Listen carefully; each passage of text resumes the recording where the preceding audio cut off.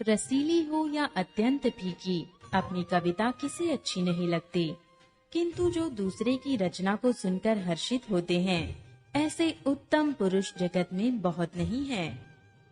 हे भाई, जगत में तालाबों और नदियों के समान मनुष्य ही अधिक हैं, जो जल पाकर अपनी ही बाढ़ से बढ़ते हैं, अर्थात अपनी ही उन्नति से प्रसन्न होते हैं। समुद्र सा तो कोई एक विरला ही सज्जन होता है, जो चंद्रमा को पूर्ण देखकर दूसरों का उत्कर्ष देखकर उमड़ पड़ता है। मेरा भाग्य छोटा है और इच्छा बहुत बड़ी है, परंतु मुझे एक विश्वास है कि इसे सुनकर सज्जन सभी सुख पावेंगे और दुष्ट हंसी उड़ावेंगे। किंतु दुष्टों के हंसने से मेरा हित ही होगा। मधुर कंठ वाली कोयल को कौवे तो कठोर ही कहा करते हैं, जैसे बगुले हंस को और मेढक पपीहे को हंसते हैं, वैसे ही मलिन मन वाले दुष्ट निर्मल वाणी को हंसते हैं। जो न तो कविता के रसिक हैं और न जिनका श्री रामचंद्र जी के चरणों में प्रेम है, उनके लिए भी यह कविता सुखद हास्य रस का काम देगी। प्रथम तो यह भाषा की रचना है, दूसरे मेरी बुद्धि भोली है, इससे यह हंसने के योग्य ही है। हंसने में उन्हें कोई दोष नहीं। जिन्हें न तो प्रभु के चरणों में प्रेम है और न अच्छी समझ ही है, उनको यह कथा सुनने में फीकी लगेगी। जिनकी श्री हरि भगवान विष्णु और श्री हर भगवान शिव के चरणों में प्रीति है और जिनकी बुद्धि कुतर्क करने वाली नहीं है, जो श्री हरि हर में भेद की या ऊंच नीच की कल्पना नहीं करते, उन्हें श्री रघुनाथ जी की यह कथा मीठी लगेगी। सज्जन गण इस कथा को अपने जी में श्री राम जी की भक्ति से भूषित जानकर सुंदर वाणी से सराहना करते हुए सुनेंगे। मैं न तो कवि हूँ, न वाक्य रचना में ही कुशल हूँ। मैं तो सब कलाओं तथा सब विद्याओं से रहित हूँ। नाना प्रकार के अक्षर, अर्थ और अलंकार, अनेक प्रकार की छंद रचना, भावों और रसों के अपार भेद और कविता के भांति भांति के गुण दोष होते हैं। इनमें से काव्य संबंधी एक भी बात का ज्ञान मुझ में नहीं है। यह मैं कोरे कागज पर लिखकर शपथ पूर्वक सत्य सत्य कहता हूँ। मेरी रचना सब गुणों से रहित है।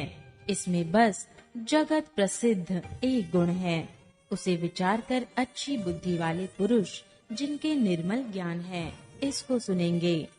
इसमें श्री रघुनाथ जी का उदार नाम है, जो अत्यंत पवित्र है, वेद पुराणों का सार है, कल्याण का भवन है और अमलों को हरने वाला है, जिसे पार्वती जी सहित भगवान शिव जी सदा जपा करते हैं।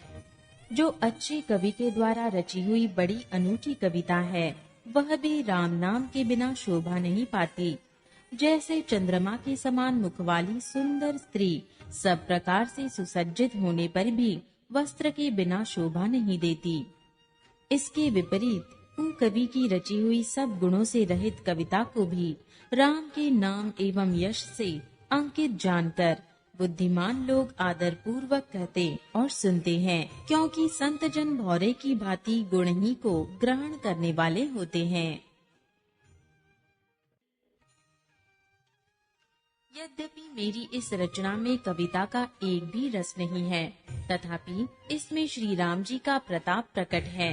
मेरे मन में यही एक भरोसा है, भले संग से भला किसने बड़प्पन नहीं पाया। धुआं भी अगर के संग से सुगंधित होकर अपने स्वाभाविक कड़वेपन को छोड़ देता है। मेरी कविता अवश्य भद्दी है, परंतु इसमें जगत का कल्याण करने वाली राम कथा रूपी उत्तम वस्तु का वर्णन किया गया है। इससे यह भी अच्छी ही समझी जाएगी। तुलसीदास जी कहते हैं कि श्री रघुनाथ जी की कथा कल्याण करने वाली और कलयुग के पापों को हरने वाली है। मेरी इस भद्दी कविता रूपी नदी की चाल पवित्र जल वाली नदी गंगा जी की चाल की भांति टेढ़ी है। प्रभु श्री रघुनाथ जी के सुंदर यश के संग से यह कविता सुंदर तथा सज्जनों के मन को भाने वाली हो जाएगी। शमशान की अपवित्र राख भी श्री महादेव जी के अंग के संग से सुहावनी लगती है। और स्मरण करते ही पवित्र करने वाली होती है। श्री राम जी के यश के संग से मेरी कविता सभी को अत्यंत प्रिय लगेगी। जैसे मलय पर्वत के संग से काष्ठ मात्र चंदन बनकर वंदनीय हो जाता है, फिर क्या कोई काठ की तुच्छता का विचार करता है? श्यामा गौ काली होने पर भी उसका दूध उज्जवल और बहुत गुणकारी होता है, यही समझकर सब लोग उसे पीते हैं। इसी तरह गवारू भाषा में होने पर भी श्री सीताराम जी के यश को बुद्धिमान लोग बड़े चाव से गाते और सुनते हैं।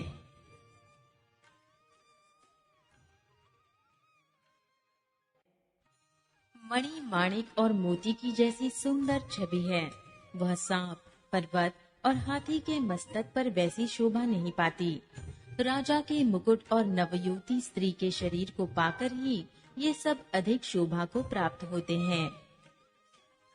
इसी तरह बुद्धिमान लोग कहते हैं कि सुकवि की कविता भी उत्पन्न और कहीं होती है और शोभा अन्यत्र कहीं पाती है। अर्थात कवि की वाणी से उत्पन्न हुई कविता वहाँ शोभा पाती है जहाँ उसका विचार, प्रचार तथा उसमें कथित आदर्श का ग्रहण और अनुसरण होता है। कवि के स्मरण करते ही उसकी भक्ति के कारण सरस्वती जी ब्रह्मलोक को छोड़कर दौड़ी आती है। सरस्वती जी की दौड़ी आने की वह थकावट रामचरित रूपी सरोवर में उन्हें नहलाए बिना दूसरे करोड़ों उपायों से भी दूर नहीं होती। कवि और पंडित अपने हृदय में ऐसा विचार कर कलयुग के पापों को हरने वाले श्री हरि के यश का ही गान करते हैं। संसारी मनुष्यों का गुणगान करने से सरस्वती जी सिर धुनकर पछताने लगती हैं कि मैं क्यों इसके बुलाने पर आई। बुद्धिमान लोग हृदय को समुद्र, बुद्धि को सीप और सरस्वती को स्वाति नक्षत्र के समान कहते हैं। इसमें यदि श्रेष्ठ विचार रूपी जल बरसता है तो मुक्तामणि के समान सुंदर कविता होती है। उन कविता रूपी मुक्तामणियों को युक्ति से बेधकर फिर रामचरित्र रूपी सुंदर तागे में पिरोकर सज्जन लोग अपने निर्मल हृदय में धारण करते हैं, जिससे अत्यंत अनुराग रूपी शोभा होती है। वे आत्यंतिक प्रेम को प्राप्त होते हैं। जो कराल कलयुग में जन्मे हैं, जिनकी करनी कौवे के समान है और वेश हंस कासा है, जो वेद मार्ग को छोड़कर कुमार्ग पर चलते हैं, जो कपट की मूर्ति और कलयुग के पापों के भाड़े हैं, जो श्री राम जी के भक्त कहलाकर लोगों को ठगते हैं, जो धन, लोभ, क्रोध और काम के गुलाम हैं, और जो धींगा धींगी करने वाले, धर्म ध्वजी, धर्म की झूठी ध्वजा फहराने वाले, दंभी और कपट के धंधों का बोझ ढोने वाले हैं, संसार के ऐसे लोगों में सबसे पहले मेरी गिनती है। यदि मैं अपने सब अवगुणों को कहने लगूं तो कथा बहुत बढ़ जाएगी और मैं पार नहीं पाऊंगा। इससे मैंने बहुत कम अवगुणों का वर्णन किया है। बुद्धिमान लोग थोड़े ही में समझ लेंगे। मेरी अनेकों प्रकार की विनंती को समझकर कोई भी इस कथा को सुनकर दोष नहीं देगा। इतने पर भी जो शंका करेंगे वे तो मुझसे भी अधिक मूर्ख और बुद्धि के कंगाल हैं। मैं न तो कवि हूँ न चतुर कहलाता हूँ। अपनी बुद्धि के अनुसार श्री राम जी के गुण गाता हूँ। कहाँ तो श्री रघुनाथ जी के अपार चरित्र, कहाँ संसार में आसक्त मेरी बुद्धि।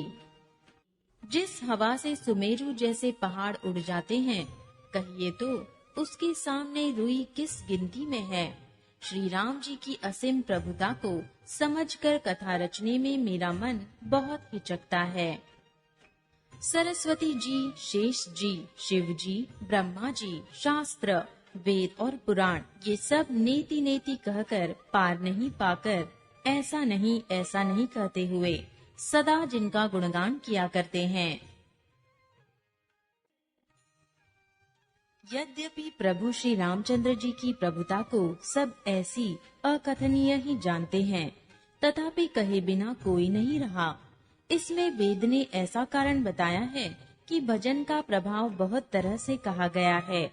अर्थात भगवान की महिमा का पूरा वर्णन तो कोई कर ही नहीं सकता, परंतु जिससे जितना बन पड़े उतना भगवान का गुणगान करना चाहिए, क्योंकि भगवान के गुणगान रूपी भजन का प्रभाव बहुत ही अनोखा है। उसका नाना प्रकार से शास्त्रों में वर्णन है। थोड़ा सा भी भगवान का भजन मनुष्य को सहज ही भवसागर से तार देता है। जो परमेश्वर एक है, जिनके कोई इच्छा नहीं है, जिनका कोई रूप और नाम नहीं है, जो अजन्मा सच्चिदानंद और परम धाम है, और जो सब में व्यापक एवं विश्वरूप है, उन्हीं भगवान ने दिव्य शरीर धारण करके नाना प्रकार की लीला की है। वह लीला केवल भक्तों के हित के लिए ही है, क्योंकि भगवान परम कृपालु हैं और शरणागत के बड़े प्रेमी हैं, जिनकी भक्तों पर बड़ी ममता और कृपा है। जिन्होंने एक बार जिस पर कृपा कर दी, उस पर फिर कभी क्रोध नहीं किया। वे प्रभु श्री रघुनाथ जी गई हुई वस्तु को फिर प्राप्त कराने वाले, गरीब निवास, दीन बंधु, सरल स्वभाव, सर्वशक्तिमान और सबके स्वामी हैं। यही समझकर बुद्धिमान लोग उन श्री हरि का यश वर्णन करके अपनी वाणी को पवित्र और उत्तम फल, मोक्ष और दुर्लभ भगवत प्रेम देने वाली बनाते हैं।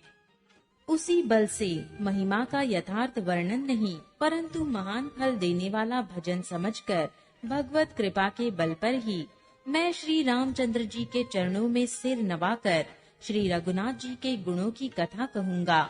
इसी विचार से वाल्मीकि, व्यास आदि मुनियों ने पहले हरि की कीर्ति गाई है। भाई, उसी मार्ग पर चलना मेरे लिए सुगम होगा।